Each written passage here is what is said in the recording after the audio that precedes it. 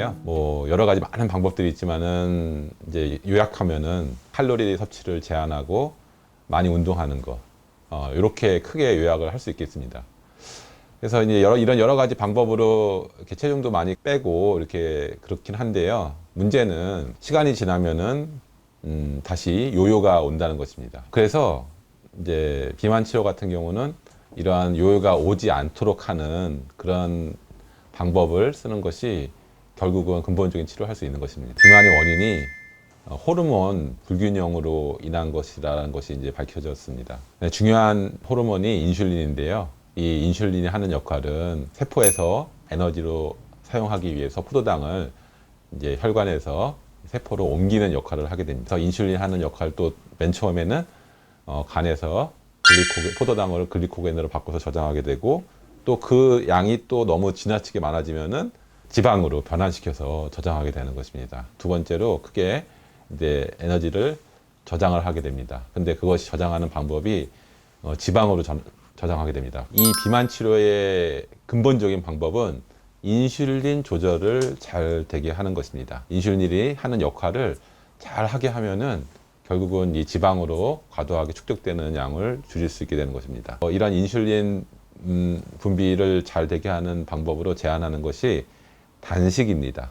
단식을 하는 과정에서 체내에 축적된 지방이 다시 이 포도당으로 변환이 되게 됩니다. 그래서 체중 감소가 일어나는 것이거든요. 우리 몸에서 맨 처음에 활동을 할 때 에너지로 포도당을 쓰게 되고, 그 포도당이 부족해지면은 이제 간에 저장되어 있는 글리코겐을 쓰게 되고, 그 글리코겐이 부족해지다 보면은 이제 체내에 축적된 지방을 쓰게 되는 것입니다. 그래서 단식을 통해서 포도당의 공급을 최소화하는 것입니다. 그래서 이제 인슐린이 하는 역할이 그 포도당을 지방으로 축적하는 역할을 한다고 했잖아요. 그렇기 때문에 단식을 통해서 인슐린 분비를 최소화하면은 저장되게 하는 그런 양도 굉장히 적어지는 것입니다. 이러한 단식의 효과를 설명한 논문이 있어서 제가 한번 짧게 소개해 드려 보려고 합니다. 표준 식단을 먹은 군과 그 다음에 칼로리 제한을 한 군, 그 다음에 단식을 쓴 군, 이 세 군을 비교한 논문인데요. 결론적으로는 단식을 한 군이 가장 이런 인슐린 분비를 낮추고 인슐린 저항성을 낮추고 비만 치료에 효과가 좋았다라는 것이 결론입니다. 만약에 우리가 탄수화물을 과도하게 먹는다, 그러면 어떤 일이 일어나냐면 갑작스럽게 포도당이 상승하게 됩니다. 그때 문제가 되는 게 특히 이제 정제된 탄수화물이 있거든요. 정제된 탄수화물이라는 것은 백미, 그 다음에 밀가루, 아니면 또 액상과당, 이런 것들이 이제 정제된 탄수화물입니다. 저희가 많이 먹게 되면은 몸에서 이것들을 포도당이 농도가 높아지니까 이걸 해결하기 위해서 인슐린 분비를 급격하게 올리게 되죠. 그러면은 또 인슐린이 하게 올라갔기 때문에 또 이것을 지방으로 또 바꿔주는 것입니다. 이런 그 악순환을 끊어야 되는 거거든요. 그래서 이제 단식법과 함께 좋은 탄수화물을 천천히 먹는 방법, 이것이 비만 치료의 핵심입니다. 좋은 탄수화물은 뭐냐 그러면은 정제되지 않은 통곡물이죠. 가장 이제 좋은 게 현미밥이죠. 그리고 통밀이죠. 이런 것들이 인슐린 분비를 서서히 최소화시키는 그런 음식이거든요. 그래서 비만 치료는 인슐린 수치를 낮추고, 그렇기 때문에 이제 단식을 하고 또 좋은 탄수화물을 드셔서 인슐린 분비가 천천히 되도록 하는 이 크게 두 가지 방법을 쓰는 것이 가장 근본적인 해결책인 것입니다. 그러면은 단식을 할 때 얼마 만에 기간을 해야 될 것인가, 이게 또 중요한데요. 우리가 단식을 하게 되면 6시간에서 24시간 정도까지는 체내에 있는 포도당이 에너지로 사용되게 됩니다. 그리고 24시간 지나서부터 한 36시간, 48시간까지는 간에서 저장된 글리코겐이 포도당을 대신해서 에너지로 쓰이게 됩니다. 그리고 이제 그런 48시간이 지나서부터 서서히 지방이 이렇게 쓰여지게 되는데요. 가장 이제 좋은 시간은 저는 5일이라고 생각하거든요. 처음에 할 때 5일 정도 하시면 좋다고 생각하는데, 왜냐하면 그때 기간에 비해서 지방의 연소가 제일 잘 되는 기간이라고 되어 있고요.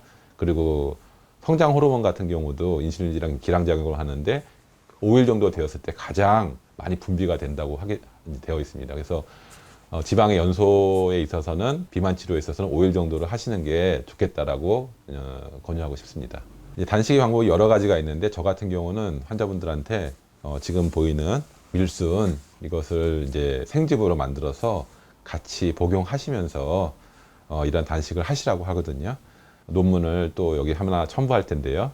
이 논문에서 보여주는 것이 단식 시 밀순 생즙을 먹었을 때 인슐린 저항성이 줄어든다라는 것입니다.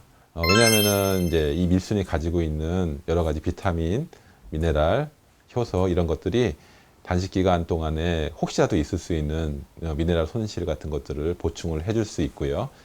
그 다음에 이런 밀순 생즙 자체가 또 인슐린 저항성을 낮춘다라는 그런 연구 결과도 있기 때문입니다.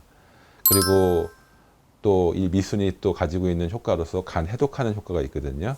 그래서 간에서 독소를 배출하는 능력을 또 올려주는 효과가 있기 때문입니다. 그리고 이제 밀순 같은 경우는 단백질도 많이 가지고 있습니다. 한 밀순 양의 한 10% 정도가 이제 저희가 밀순을 분석한 영양 성분표를 보면은 10% 정도가 단백질입니다.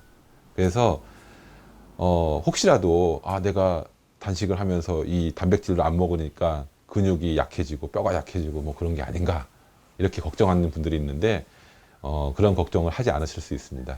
그래서 여러 가지 면에서 이 밀순 생즙이 단식 기간 동안 굉장히 좋은 이제 보조적으로 굉장히 좋은 이제 역할을 해주기 때문에 꼭 단식을 하실 때 저 같은 경우는 밀순 생즙 단식을 하라고 권유하고 싶습니다.